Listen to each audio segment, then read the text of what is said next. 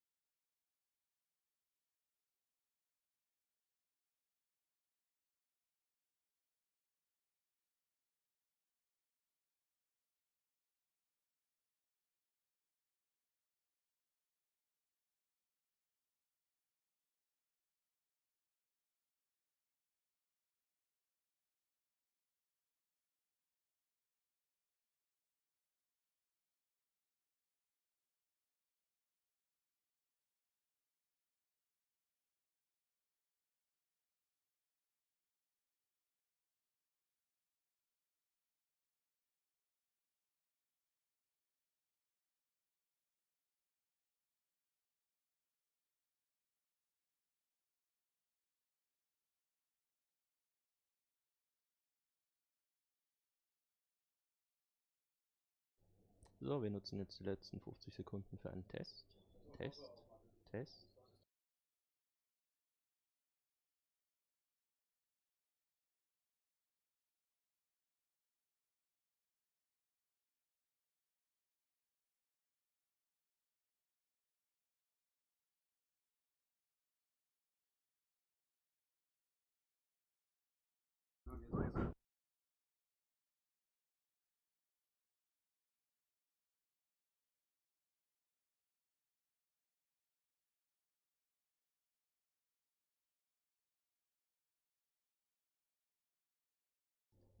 Test, Test, Test, Test, Test, Test, Test, Test, Test, Test, Test.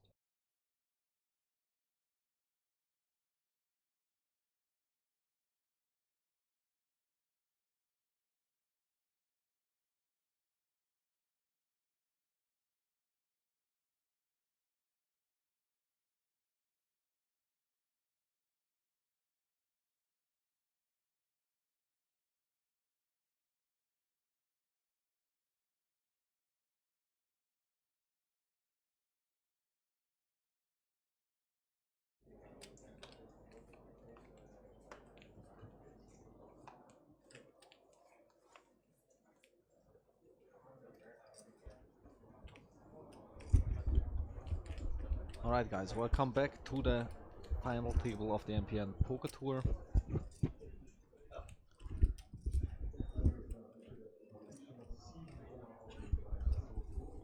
These players are playing for 50,000 euros first prize.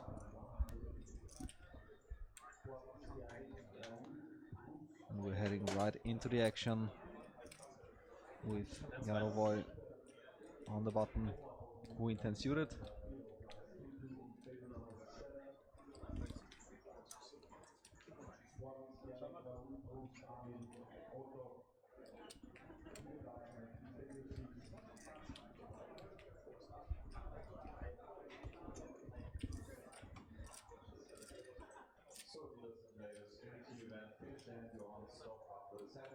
So we see a flop, heads up. Yarovoy against Kramer. Yarovoy probably being the most active guy on the table. Besides King 6 and 4. We have seen Yarovoy being aggressive a lot on the flop. He bet out twice, once in a heads up pot, once in a three-way pot. When he was three-way, he had 6-6, an ace king 10 flop. He bet out three-way, bluffed the turn as well. So we can assume that Yarovoy will be aggressive post-flop as far as we have seen until now. We can definitely say that. And this hand, Kramer just let it go. We see the current chip counts with 8 players left. And Kramer, our chip leader, again reaching for chips with King 7 suited under the gun, which is quite loose, but I think that we will see a lot of these raises with weaker hands from him. He hasn't been very aggressive until now, but maybe he was just waiting for a few hands just to see how the final table goes, how the people want to start off, and just take a few hands, sit back, let the people know, okay, I'm the chip leader, but I will not be playing every hand. And now he will try to loosen up and play some more hands. Now we see King 10 in the big blind for Middleton, calling on the flop. And it's an interesting flop for both of them. Kramer, obviously, with a good flop, where and Middleton with a gut shot and 2 overcards.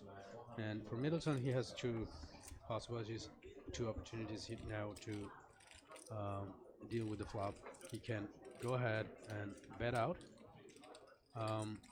This kind of flops are generally better for the big blind than they are for the under the gun raiser. In this case, you see King 7 suited for Kramer, but generally he will have more hands like overcards on this flop, or at best over pairs, and Middleton can have anything really. 2 pairs, top pair, open-ender, straights, flush draws. So it's a good bet on the flop, and now he gets a good turn for his hand. So he will most probably fire again.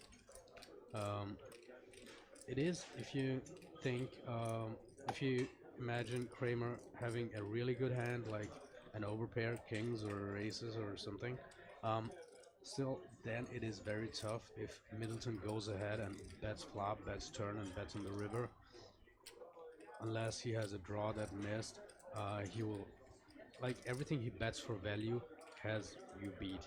He's not going to bet like a 9x kind of hand, 3 streets. So what he's basically telling you is, I have a very strong hand, or I have a draw. And he might have nothing. He might have just, I don't know, deuce 3 and just go ahead and bet this flop. But in general, he will have draws and very good made hands, which makes it pretty tough for the under the gun player to continue. So he bets out on the turn again. He bets for 270,000, which puts Kramer in a tough spot. Now his 10 isn't clean, you could say, as any queen would make a better straight then.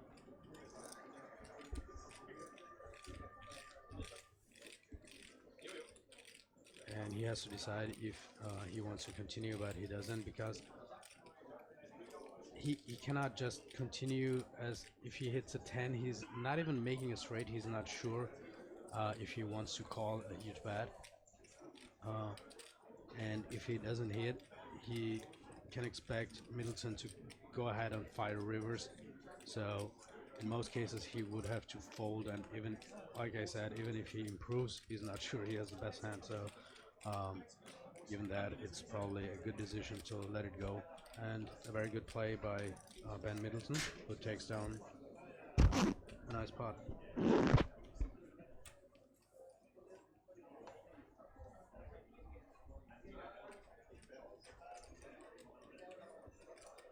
We are in the hand number 47 with 8 players remaining and 50,000 euros for the first, for the winner of this main event. And then Marjanovic, queen, jack off from the cutoff.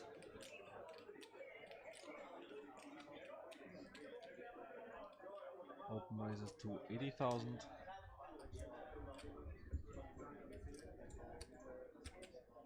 So Balaski now with the decision either to 3-bet or to call with the 10s.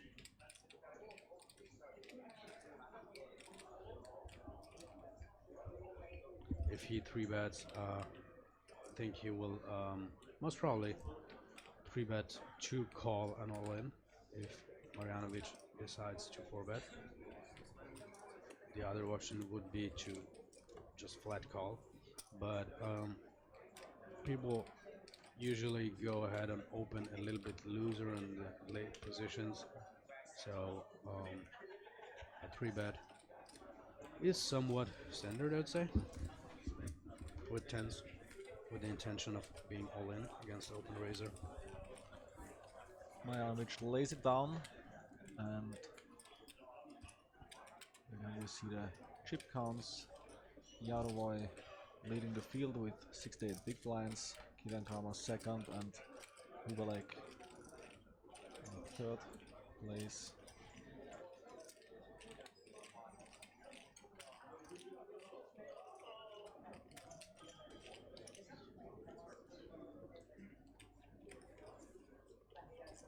For you guys who came in later, this is the MPN Poker Tour main event in Vienna, 550 euros buy-in, with a re-entry possibility. We had 543 starters, which was made of 437 entries and 106 re-entries, making a prize pool of 271,500. Yarovoy now under gun plus 2, or as we say sometimes, middle position 1. So Yarovoy raises with ace king, and we have seen him raising quite a bit and playing some hands, calling some, which could lead to the assumption that he is raising light, and that could be a point where the other players behind him go ahead and try to reseal, make a loose 3-bet, and make him fold his weaker hands. But in this case, he's holding a very good hand.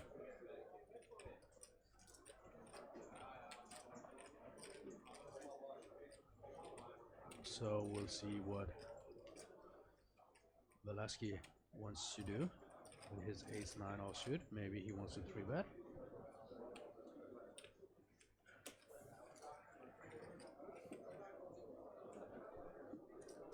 So that's a 3-bet to 200,000. Given the action till now, I think it's okay to go ahead and 3-bet Yarovoy, and he just calls.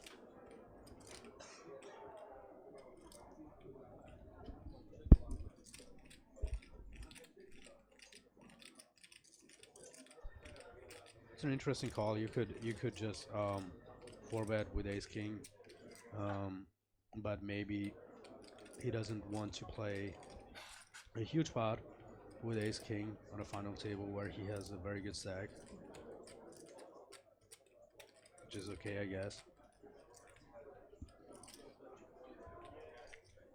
So flop is a check.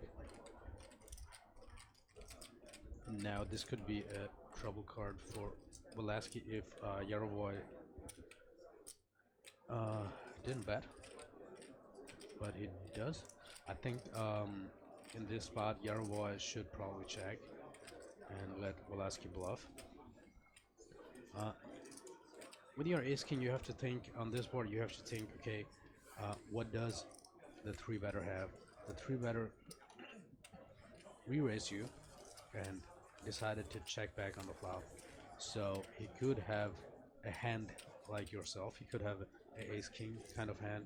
He could have a hand like jacks, where he doesn't want to bet on the flop with an overcard. He could have a hand like a weak queen, and he could have some bluffs that he decided not to bet.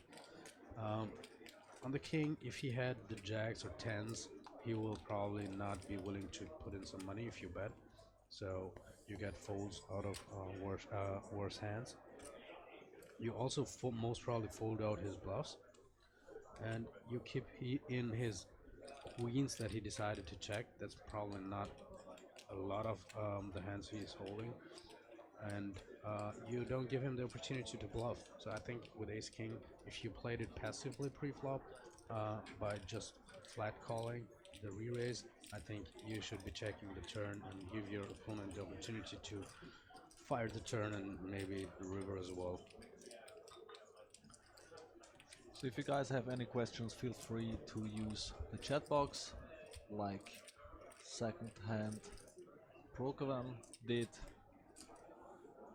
This is the final table of the main event of the MPN Poker Tour.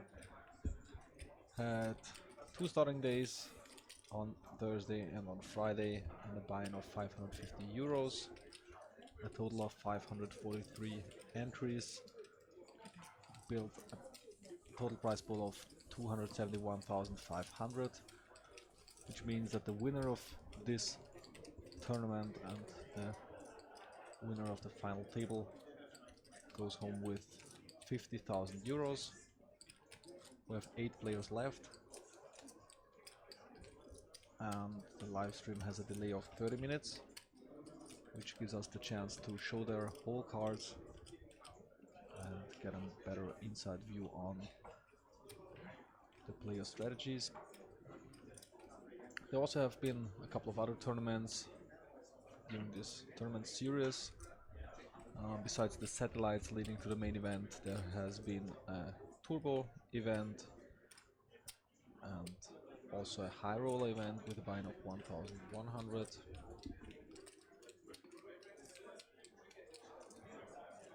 And tonight at 8 p.m. there will be a hyper turbo tournament with a buy-in of 60 euros. So if you are interested in playing some cards, come to the Montesino.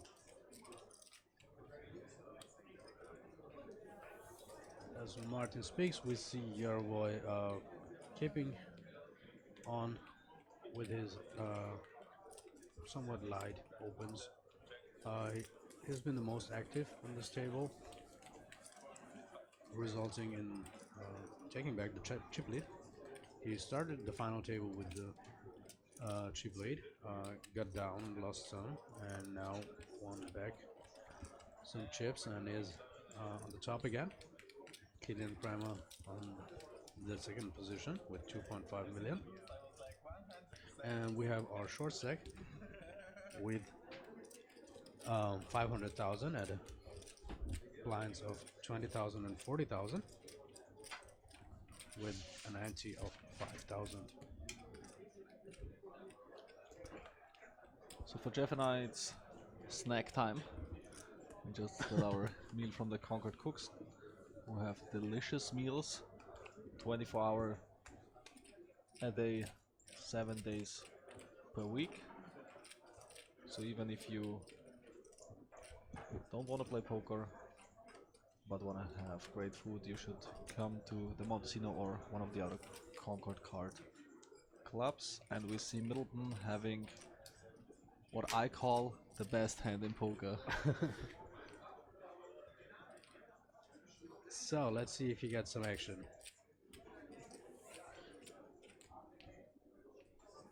You would think that he should get more action than the others, as he has been very active, and as has Yarovoy, as we said, and he decides to call in the big blind, and we'll see if flop heads up.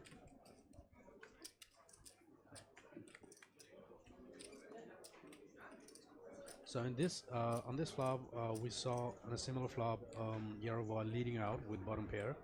Let's see if he does. Yeah, he does that again. So this seems to be his strategy, leading a lot, because he also led with an under pair, three-way. So he keeps on his flop aggression, but this time Middleton has a very good hand. Last time he did that, it was also against Middleton, who folded. And now it's going to be very interesting for Middleton, because he has seen that Yarovoy likes to lead a lot of flops.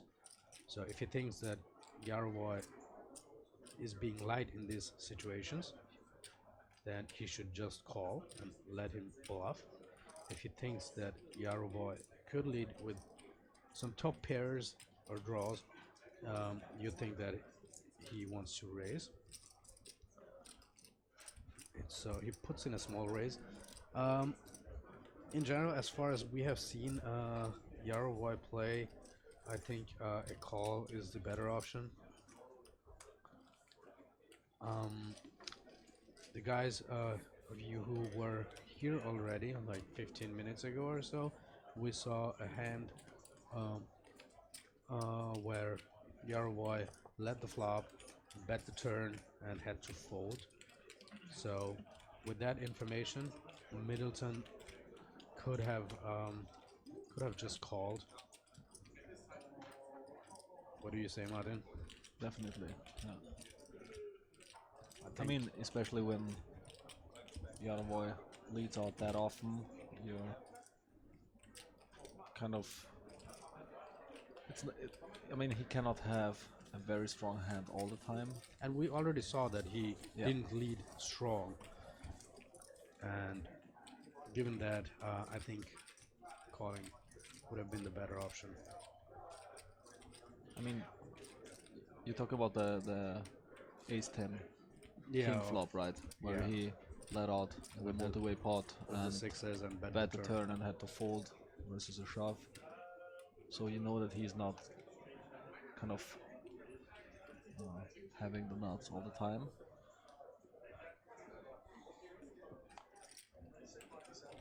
Or a very strong hand, doesn't have to be the nuts. But maybe this flop raise will change the dynamic a little bit, because until now Yarovoy didn't get any resistance to his flop leads, and this was the first time he got raised. Killian Kramer with a lot of chips, being kind of passive, not really passive, but not very active. Didn't have great hands though. We were like now with ace queen off from the hijack. He plays quite solid, I think. I haven't seen that like crazy moves or strange maneuvers. Maybe a little more on the tighter side.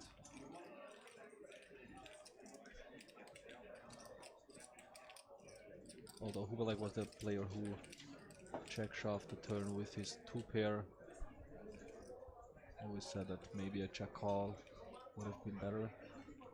So now Mayer maybe trying to make a move.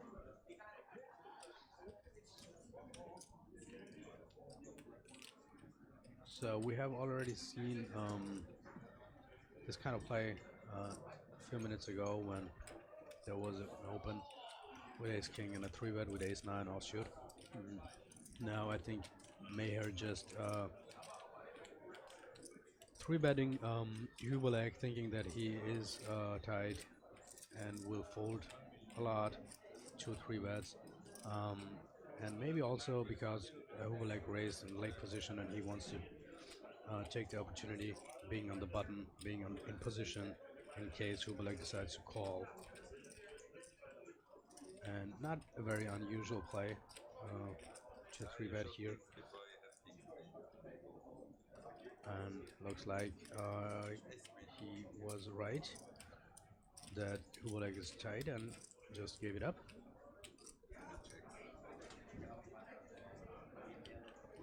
And by the way, if you guys want to know something or tell us something, just type in the chat box and let us know. We'll try to answer all your questions. We are here at the Montesino in Vienna with the main event of the Microgaming Poker Network Poker Tour with a guarantee of 200,000. Now, after 2 starting days, got a prize pool of 271,500, and the winner of this tournament will take 50,000 and go home with that. The second will take 37,500 and the third will get 27,000. So Thompson World is talking about the Sunday grind, and it's actually an honor to have Jeff with me because he's also missing out the Sunday grind tonight. But I hope you enjoy the in-depth analysis from Jeff. Maybe saves me some money. Yeah. Not being in front of my computer. Hubelek with ace king. But you'll never know. So Hubelek, who opened ace queen last hand and got 3-bet by Mayer, bluffed 3-bet and folded, showing his ace queen, raised again.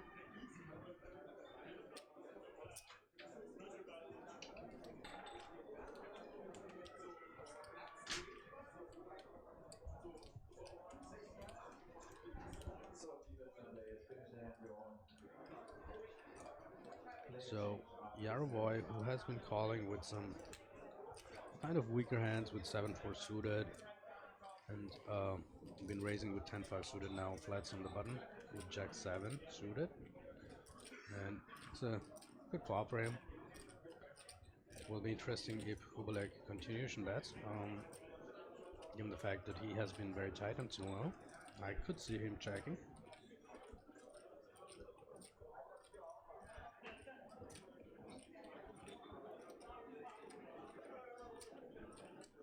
This is a flop that shouldn't hit Yarovoy that often. I mean, definitely he could have some pairs that look good on this flop. But I think he could have continuation bet, but he decided to check. Now checking on the turn again. And Yarovoy, that's the value, 175,000.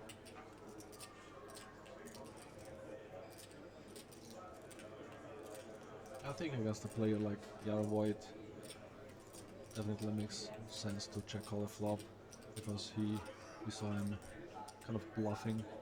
Yeah, definitely. I think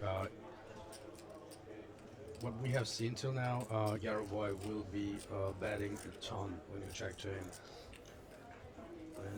Also, given the fact that he really likes to call a lot of hands from the button, makes his range quite wide. Yeah. And a wider range always means that you do not hit